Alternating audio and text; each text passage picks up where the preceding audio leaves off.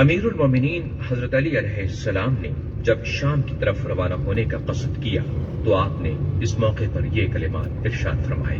نہج البلاغہ کے خطبہ نمبر 46 میں امیر المومنین علیہ السلام ارشاد فرماتے ہیں، اے اللہ، میں سفر کی مشقت اور واپسی کے اندھو اور اہل و مال کی بدحالی کے منظر سے پناہ مانگتا ہوں۔ اے اللہ، تو ہی سفر میں رفیق اور بال بچوں کا محافظ ہے۔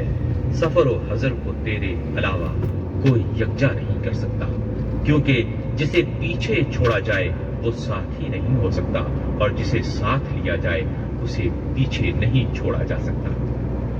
علامہ سید رضی فرماتے ہیں کہ اس کلام کا ابتدائی حصہ رسول اکرم حضرت محمد مصطفیٰ صلی اللہ علیہ وآلہ وسلم سے منقول ہے۔